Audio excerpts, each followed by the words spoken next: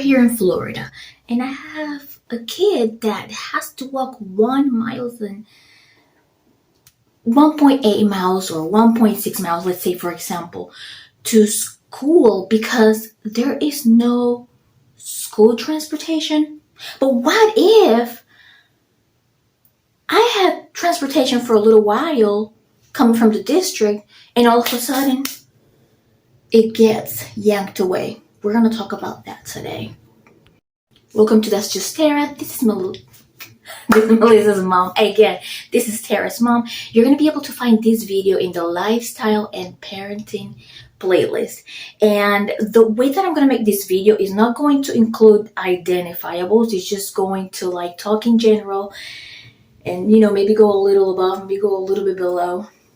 So I don't have identifiables, but I think it's just merely ridiculous. A news article that I saw being uploaded today, and I needed to talk about this to you guys because we need to get educated on this urgently. How far do you have to live from a school to get a bus in Florida? Let's review really quick the rules. It says here, I retrieved this from schoolwires.net, and this is something that you learn also when you access your own public transportation website for your own district. It says here, a reasonable walking distance for any student who is otherwise eligible for transportation pursuant to section 1011.68 Florida statutes is any distance not more than 2 miles between the home and the school, or 1.5 miles between the home and the actual assigned bus stop. Do I personally think this is a great idea? No, because like any other parent, let's say I don't have a car and I'm gonna feel like, wait a minute, do my kids then have to walk like almost 2 miles if we're just like only just a little bit shy of 2 miles? Okay, well, there's this story that popped up today, and it's, to me, I am not happy about this parent situation, but it's something that happened to me before, and just because I needed to be responsible for something, and just because I decided not to blame the district for something I was really responsible for. Because of that, I didn't necessarily have to call the news. So this parent called the news because their kid or kids suddenly lost the privileges to ride a public school bus. The district alerted the parents that they lost the benefits because in the first place, that bus wasn't even supposed to be picking them up there. The bus was stopping in an area that it was not assigned to stop. And there is no documentation whatsoever that guarantees that a parent that lives a little bit under 2 miles is going to get the benefit of being able to have their child transported from home to school, etc. Okay, so there's this parent that called the news because their kids lost their benefits, and again because that bus wasn't supposed to be stopping there. So what do you do? What are you really supposed to do? Are you supposed to blame the district? Or are you supposed to act like an adult that you are and do what is needed just to make sure that your child gets to school safely? Because we all know that it is very uncomfortable to know that 1.5, 1.6, 1.8, that's a little bit long. So if you feel like it's going to be unsafe, in my opinion, here's what you should do. Instead of trying to blame a district for something that you are responsible of, because let me tell you something, the district is not perfect, and sometimes they let it slide. They let the driver keep picking up the kids for a while. But when it starts getting serious during the year, they'll tell them, stop doing this, because if something happens to the kids, then you're going to be liable. So stop doing that, And, they want to be kind and everything, but when it's time to stop, it's time to stop, and it's time to follow the rules, right? Okay, so what you should do, instead of trying to blame the district, making a big deal saying that your kids are going to get hit by a car, saying that your kids are going to die, and if they die, it's going to be their fault. No, it's not their fault. It's not going to be their fault. If something happens to them, it's your responsibility, because you're the one that's responsible in the first place to make sure that they get there safely, or make sure that you provide or arrange the resources so that they can get there safely. So here's what you do, and I'm going to tell you exactly what I did when that happened to me. So see what, once upon a time, I had the situation where we lived just a little bit shy of those 2 miles.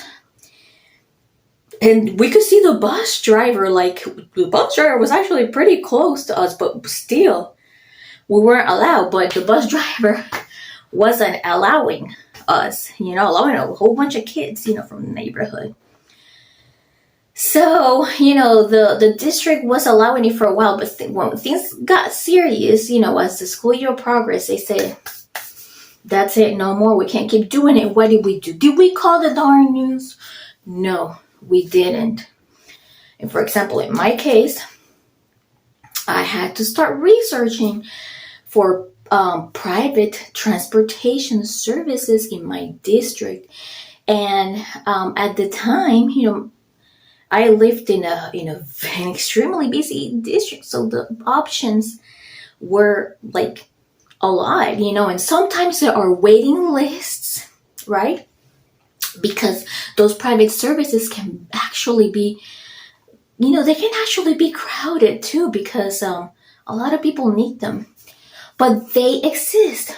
Just Google school transportation private services, and you're going to see them there. You can also inquire about this on social media groups, and people will send out recommendations to you. So I had to hire one of those companies, and what happened was I had to be put on a waiting list because they were crowded. So what did I have to do? It's not rocket science. I just, I didn't have the car. I had to deal with what I had to deal with. I simply rode rideshare with my daughter to go drop her off, come back home, and then in the afternoon, go pick her up and go back home. And yes, it cost money, but what could I do? I couldn't do anything else. Do you think I was going to let my daughter be out there and be exposed to the dangers of the traffic or to anything out there, and then just blame the district and make a big deal? No, because that's ridiculous. It's your responsibility. And I know this video is not going to sit well with a lot of people because my opinion can be unpopular so many times. I understand, but this is the darn truth. I am not perfect. I am not a saint. I have made a lot of mistakes in my life. Some of them were really serious. Some of them were minor.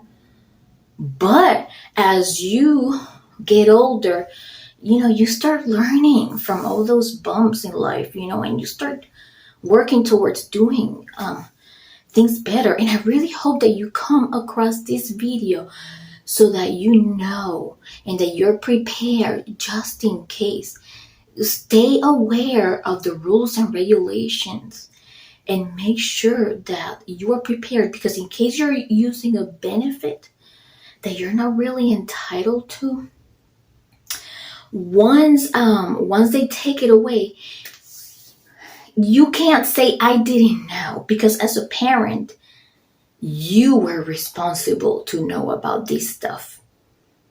You were responsible, because you don't just let a kid get on the bus and that's it. You were responsible for that.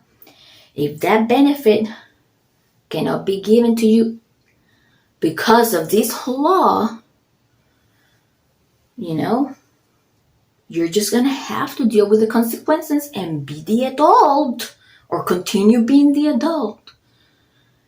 Quit complaining unnecessarily. Quit blaming a district, because that's just wrong. Do what you have to do, and do what it takes to make sure that your kids make it safely. Don't let the kids, if you think that it's not going to be safe, don't let them walk around like that. Yeah, it's a ridiculous rule, but it's there. And why is it there? They don't have that many resources to have that many buses. The school bus drivers may not, there might not be that many available.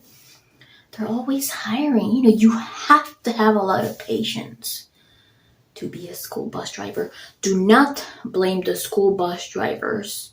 Do not blame the district for something that you need to be responsible for.